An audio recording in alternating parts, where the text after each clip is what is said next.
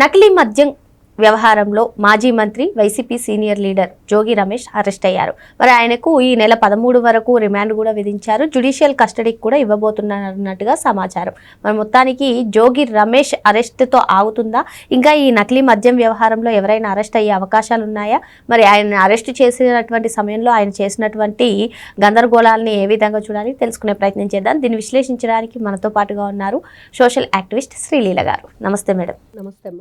జోగి రమేష్ నకిలీ మద్యం వ్యవహారంలో జోగి రమేష్ని ఆయన సోదరుడైనటువంటి జోగి రాముని అరెస్ట్ చేయడం జరిగింది. మరి ఈ నెల 13 వరకు కూడా ఆయనకి రిమాండ్ విధించడం జరిగింది. జ్యుడిషియల్ కస్టడీకి కూడా ఇస్తారు అన్నట్టుగా సమాచారం ఉంది మేడం. మరి పక్కా ఆధారాలు ఉన్నాయి మా దగ్గర అని చెప్పి సిట్ చెప్తుంది. మరో పక్క ఇది ఒక అక్రమ అరెస్ట్ అంటూ వైసీపీ కీలక నేతలందరూ కూడా ప్రచారం చేస్తున్నారు. ఏమంటారు? ఈ అరెస్ట్ పైన మీ అభిప్రాయం ఏంటి? అన్యాయంగా అక్రమంగా అరెస్ట్ చేస్తారనేది వాళ్ళ వాదన. సరే, ఒకవేళ వీళ్ళు దొరికిన తర్వాత దొరికిన ఏదైతే నిందితులుగా పరిగణింపబడుతున్నారో వాళ్ళు చెప్పేది ఏంటంటే అప్పటి వరకు ఏం తెలియదు అంటారు. తీరా ఆధారాలతో ముందు పెట్టారనుకోండి, తెలియదు, గుర్తులేదు, మర్చిపోయా. వీళ్ళ కామన్ డైలాగు, రొటీన్ డైలాగ్ మనకు తెలుసు.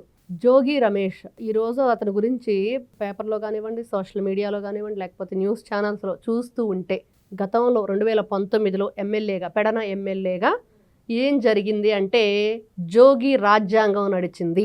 మొన్నటి వరకు మనం అనుకున్నాము జగన్మోహన్ రెడ్డి అధికారంలో ఉన్నప్పుడు రాజారెడ్డి రాజ్యాంగం, లేకపోతే భారతీయ రాజ్యాంగం కాదు భారతీయ రెడ్డి రాజ్యాంగం నడిచిందని చాలా సందర్భాల్లో ప్రజల నుంచి వస్తున్న వాయిస్ని మనం కూడా మాట్లాడుకున్నాం. కానీ ఇక్కడ పెడన్లో ముఖ్యంగా జోగి రాజ్యాంగం నడిచింది. ప్రతి ఒక్క దానిలో అసలు ఇసుక దానిలో అయితే దాదాపుగా 50 లక్షల పైనే ఇతను వసూలు చేసినట్లుగా, మరి ఈ బారు షాపులు కానివ్వండి విజయవాడలో కొన్ని ఇతను తీసుకోవటం, తర్వాత వాటి పేర్లు మార్చడం, లేకపోతే ఇంకెవరి దగ్గర అయినా ఏదైనా సరే ఈ భూములకు పాస్ పట్టాదారు పుస్తకాలు కావాలనుకోండి, దానికి కూడా వీళ్ళు మరి ఇదిగో నాకు ఇంత, ఒకవేళ ముఖ్యమంత్రి సహాయ నిధి నుంచి వాళ్ళకి ఏదైనా వచ్చినా దాంట్లో 20% ఈయనకు రావాలి. ఇంకా ఏ విధంగా చూడాలి ఈయన అరాచకాలని? దానికి తోడుగా ఈ మద్యం mafia, Addepalli Janardhan Rao A1, Addepalli Jaganmohan Rao A2, దాని తర్వాత దాదాపుగా 14-15 మందిని అరెస్ట్ చేసిన తర్వాత A18గా ఇతను ఉన్నాడు, 19గా వీళ్ళ తమ్ముడు రాము ఉన్నాడు. అంటే వీళ్ళు నిన్న వింటూ ఉంటే పోలీసులు అరెస్ట్ చేసుకుని వెళ్తుంటే నేను చాలా ప్రాధాయపడ్డాను చంద్రబాబు నాయుడు గారిని, మరి నన్ను ఈ విధంగా అరెస్ట్ చేయటం కరెక్ట్ కాదు అని. మరి దీనికంటే ముందు ఇంటికి మరి బయోమెట్రిక్ లాక్ ఉంది జోగి రమేష్ ఇంటికి. దాదాపుగా 1.5 సేపు ఆయన హైడ్రామా అక్కడ. పోలీసులు తలుపులు కొడతంటే తలుపులు తీయకుండా లోపల నుంచి ఫోన్లు చేసి వాళ్ళ మనుషుల్ని, పార్టీ కార్యకర్తల్ని పిలిపించుకొని ఫైనల్గా పోలీసులు తలుపులు బద్దలు కొట్టాల్సిందే అన్న నిర్ణయానికి వచ్చిన తర్వాత తలుపులు తీసిన వైనం. నువ్వు మంచోడివి కదా, చాలా నిజాయితీపరుడు కదా, ఎక్కడికంటే అక్కడ వచ్చి గుళ్ళో ప్రమాణాలు చేస్తావు కదా, లై డిటెక్టర్ పెట్టుకొని అన్నావు కదా, ఇంకేదో చేయమన్నావు కదా, రకరకాలు చెప్పాడు కదా, మరి ఎవరు వస్తారో రండి అన్నాడు కదా, మరి 1.5 సేపు తలుపులు దిగిపోవటాన్ని ఏమంటారు? దొంగలే కదా భయపడతారు. ఈ రోజున చూసాం. ఆయన్ని అరెస్ట్ చేసి తరలిస్తున్నటువంటి సమయంలో ఖబర్దార్ చంద్రబాబు, లోకేష్ అంటూ అక్కడ మీకు కుటుంబం ఉంది, కుటుంబ సభ్యులు ఉన్నారు, మీ అంతు తెలుస్తా అన్నట్టుగా మాట్లాడడాన్ని ఏ విధంగా చూడాలంటారు? అభియోగం వస్తుంది అంటే ఇప్పుడు నకిలీ మద్యం వ్యవహారంలో ఆయన పైన అభియోగాలు ఉన్నాయి. ఒకవేళ ఆయన తప్పు చేయకపోతే నిరూపించుకుంటానని అనాలి. కానీ అటు ముఖ్యమంత్రి అయినటువంటి చంద్రబాబు నాయుడు కానీ లోకేష్ గారి పైన ఇటువంటి వ్యాఖ్యలు చేయడం ఎంతవరకు కరెక్ట్ అంటారు? గతంలో ఈయన ఒక బహిరంగ సభలో మాట్లాడుతూ ఏం చేస్తారా అని మాట్లాడుతూ అక్కడ ఒక విగ్గుగాడు ఉన్నాడు ఢిల్లీలో, వాడు నువ్వు కలిపి పెట్టుకుంటారా కంపెనీలో ఏదో మాట్లాడాడు. ఇప్పుడు ఈయన పెట్టాడుగా ఆఫ్రికాలో కంపెనీ, మొలకల చెరువులో పెట్టాడు కదా నకిలీ మద్యంది. మరి ఏది వాళ్ళు మాట్లాడిన మాటలు ఈ రోజున బూమరాంగై వాళ్ళకే కొడుతున్నాయి. మరి ఏ విధంగా ఇతను ఈ రోజున ఫ్యామిలీ గురించి, నారా చంద్రబాబు నాయుడు గారి గురించి, మీకు ఫ్యామిలీ ఉంది ఇంకోటి మాట్లాడేటప్పుడు 2019లో మీరు గెలిచిన తర్వాత 400-500 మందిని జనాలు వేసుకొని కరకట్ట మీద నారా చంద్రబాబు నాయుడు గారు ఉండవల్లి నివాసం మీదకి దొమ్మికి వెళ్ళావు కదా, మరి అప్పుడు తెలీదా? అధికార గర్వం అనాలా, లేకపోతే ప్రజలందరూ అనుకుంటున్నట్లుగా అధికార మదం అనాలా? ఈయన చరిత్ర అంతా అక్కడ స్థానికులను అడిగితే ఒక్కొక్కటిగా పూస గుచ్చినట్లు చెప్తున్నారు. అధికారంలో ఉన్నప్పుడు ఏ విధంగా ఈయన చేసిన అజమాయిషీలు, అరాచకాలు మనం చెప్పుకున్నాం. ఇంకా ఫైనల్గా జోగి రాజ్యాంగం మంత్రిగా అయిన తర్వాత ఈయన ఏమి ఎలగబెట్టాడో కూడా వాళ్ళు క్లియర్గా చెప్పుకొస్తున్న విధానం. అంటే ఈ రోజున అక్కడ స్థానికులు ఎన్ని ఇబ్బందులకు గురయ్యారు, ఏ విధంగా ఇతని వల్ల దోపిడీకి గురయ్యారు, ఏ విధంగా ప్రజాస్వామ్య వ్యవస్థని ఈయన దెబ్బతీశాడు ప్రజాప్రతినిధిగా ఉండి అనేది క్లియర్గా అర్థమవుతుంది. ఈ రోజున ఒక్క మొలకల చెరువు విషయం కాదు. తర్వాత చూసాం ఈ ములకల చెరువులో ఏదైతే కూటమి ప్రభుత్వం బట్టబయలు చేసిందో ఆ వ్యవహారాన్ని వెంటనే అక్కడికి వెళ్ళాడు మీడియాతో. అక్కడ ఒక గందరగోళాన్ని సృష్టించాడు. ఇంకేముంది, ఇదంతా మేమే బయటపెట్టినట్లుగా ఒక రాద్ధాంతం చేశాడు. అంటే అసలు వీళ్ళు ఒక్క జోగి రమేషే కాదు, మరి తర్వాత చూస్తే నారా వారి సారా అని చెప్పేసి దాని మీద ప్లకార్డ్స్ పట్టుకొని రోజా లాంటి వాళ్ళు నడి రోడ్డు మీదకి వచ్చి వీరంగాలు వేశారు. ఒకరు కాదు, ఇద్దరు కాదు, బ్యాచ్ అంతా ఇంతేనంటారా మీరు అని చెప్పేసి సినిమాల్లో డైలాగులు ఉన్నట్లుగా అందరూ ఒకటే బాట. జగన్మోహన్ రెడ్డి చెప్పిందే వీళ్ళకి వేదం. ఆయన ఏదో పాపం వీళ్ళని ఉద్ధరిస్తాడని చెప్పేసి ఆయన ఏది చెప్తే అది చేయాలి.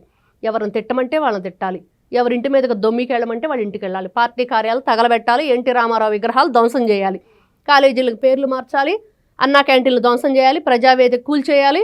అంటే వీళ్ళు వచ్చిన దగ్గర నుంచి కట్టటాలు ఏమి లేవు, కూడిబెట్టటాలు లేవు. ఎంతసేపటికి రైతులు అసలు ప్రాణకోటికి జీవనాధారం వాళ్ళే. ఎందుకు అంటే ఏదైనా ఒక చీమల గింజలు తినాలన్నా కూడా అంతే కదా, రైతు పండించిన గింజలే కదా. మరి ఆ రైతు కొన్ని వందల రోజులు ఎంత భయంకరమైన సిచ్యువేషన్లో వాళ్ళు అక్కడ చేశారో మనం చూసాం. ధర్నా అడుగడుక్కి పోలీసులు ఈయన తెరలగట్టుకొని చెప్పి దాంట్లో వెళ్ళటం.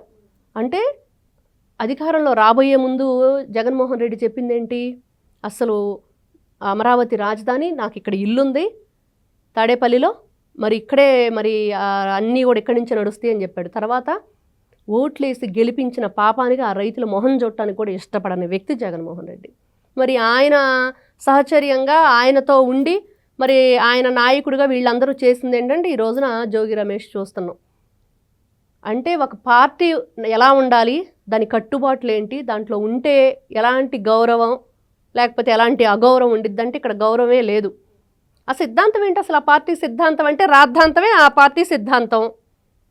మళ్ళీ వీళ్ళు ప్రతిదానికి రాద్ధాంతమే కదా. ఎక్కడా కూడా ఒక డిసిప్లిన్ కానీ డిగ్నిటీ కానీ ఇదిగో మా పార్టీ సిద్ధాంతం ఇది ప్రతి పార్టీకి ఉండిద్ది. ఈ రోజున మనం చూస్తున్నాం టీడీపీ మరి నందమూరి తారక రామారావు గారు పెట్టినప్పుడు మరి సమాజమే దేవాలయం, ప్రజలే దేవుళ్ళు అని చెప్పి గొప్పగా చెప్పి అసలు ఆయన పార్టీ పెట్టకముందే 1977లో దివిసీమ ఉప్పెన వచ్చినప్పుడు జోలె పట్టి ఊరూర తిరిగి మరి డబ్బులు జోల్లో వేయించుకుని వాళ్ళందరికీ సహాయం చేశారు. తర్వాత రాయలసీమ రతనాలసీమ అని కరువు ప్రాంతంగా మారినప్పుడు దానికోసం ఆయన చేశారు, అప్పటికి పార్టీ పెట్టల. తర్వాత మరి పోలీసుల కోసం వాళ్ళ కోసం కూడా ఈయన మరి జోలు బట్టి అడిగిన పరిస్థితి. మరి ఒక మనిషికి నువ్వు ఒక సాటి మనిషిగా, ప్రజాప్రతినిధిగా, లేకపోతే ఎమ్మెల్యేగా, లేకపోతే ఒక మాజీ సీఎంగా సహాయం చెయ్యాలి అని అంటే ఏది ఉండాల్సిన అవసరం లేదే. ఒక మనిషికి మనిషిగా చేయొచ్చుగా, మానవత్వంతో చేయొచ్చుగా. ఆ హ్యూమన్ వాల్యూస్ ఉన్నాయా వీళ్ళకి? అసలు లేవు. ఈ రోజున మాకు ప్రతిపక్ష హోదా లేదు, లేకపోతే కొడాలి నాని లాంటి వాళ్ళు మమ్మల్ని ఉద్యోగంలోంచి పీకేశారు. ఇవన్నీ ఇట్లాంటి వ్యక్తులతో కలిసి వచ్చిన జోగి రమేష్ లాంటి వాళ్ళు ఏం చేస్తారంటే జగన్మోహన్ రెడ్డి చెప్పగానే 400-500 మంది జనాలను వేసుకొని వెళ్ళి నారా చంద్రబాబు నాయుడు గారి ఇంటి మీదకి ఏ విధంగా వెళ్ళాడో చూసాం. మళ్ళీ ఆయనే ఒక రోజు మళ్ళీ డ్రామాలు అనమాట మధ్యలో. మా ఆవిడ ఇంటికి వెళ్తే మొహాన్ని ఉమ్మేసినంత పనిచేసింది, అసెంబ్లీ సాక్షిగా అగౌరవపరుస్తారా ఆడవాళ్ళని, మీకు ఇందుకేనా అసెంబ్లీలో స్థానం కల్పించిందని అంత మాట్లాడిన వాడివి, అంత చేసిన వాడివి. నిన్న కూడా అరెస్ట్ అవుతుంటే వీళ్ళందరూ కూడా జగన్మోహన్ రెడ్డి గారితో సహా మనం గమనిస్తే భగవంతునికి పట్టు వస్త్రాలు సమర్పించడానికో లేకపోతే ఒక మంచి కార్యక్రమానికో సతీ సమేతంగా రారు. నిన్న వాళ్ళ ఆవిడ చేయబట్టుకొని బయటకు వచ్చాడు జోగి రమేష్, గట్టిగా ఆవిడ చేయబట్టుకొని బయటకు వచ్చాడు. ఏం చెప్పడానికి, ఏం మెసేజ్ ఇవ్వటానికి? అరెస్ట్ అయ్యావన్నదానికి నువ్వు సతీ సమేతంగా బయటకు రావడానికి ఏంటి సంబంధం? ఈయన కూడా అంతే. జగన్మోహన్ రెడ్డి గారు గవర్నర్ గారిని కలవటానికి అబ్దుల్ నజీర్ గారిని ఆ రోజున ఎవరితో వెళ్ళాడు? మరి వీళ్ళు ఏదైనా సరే తప్పించుకోవటానికి ఇట్లాంటి తప్పులు చేసినప్పుడు ప్రజల దగ్గర సెంటిమెంటు క్రియేట్ చేయటం కోసం మహిళల్ని ఉపయోగించుకుంటున్నారు అనేది మళ్ళీ మళ్ళీ అర్థమవుతుంది. ఇట్లాంటి ఏదైతే ఈ జోగి రమేష్ లాంటి వాళ్ళు ఇంకా చాలామంది ఉన్నారు, వాళ్ళందరినీ కూడా అతి త్వరలో అరెస్ట్ చేయాలని ప్రజలైతే ఈ విషయంలో 100% ఇది కరెక్టేను. రిమాండ్ వేయటం కరెక్ట్. ఈ రోజున ఏం సమాధానం చెప్తాడు? ఇప్పుడు రిమాండ్ వేయటానికి కూడా కారణం ఏంటంటే ఒక్కదానికి ఆన్సర్ చేయాల. ఆన్సర్ చేయకపోగా వీళ్ళు బయటకు వెళితే ఏంటి పరిస్థితి అంటే మొత్తం అక్కడ ఉన్న ఆధారాలన్నీ ధ్వంసం చేస్తారు. అసలు అద్దెపల్లి జనార్దన్ రావుని ఎందుకు ఆఫ్రికా పంపించాడు? ఆఫ్రికా పంపించిన తర్వాత కూటమి ప్రభుత్వం మీద ఈ నింద వేయటానికి. ఇంకా నీవు తీసిన గోతులు నువ్వే పడ్డట్లుగా అయిపోయింది. చివరికి ఏం చేస్తాడంటే ఇట్లాంటి డ్రామాలన్నీ చాలా డ్రామాలు ప్లే చేశాడు. ఏవి కూడా వర్కౌట్ అవ్వలేదు. మరి జోగి రమేష్ అరెస్ట్ పట్ల ప్రజలు అసలు ఇది న్యాయబద్ధంగా జరిగిందే అనుకుంటున్నారని చెప్పి మేడం చెప్తున్నారు. మరో అంశంతో మళ్ళీ కలుద్దాం. Thank you madam. నమస్తే.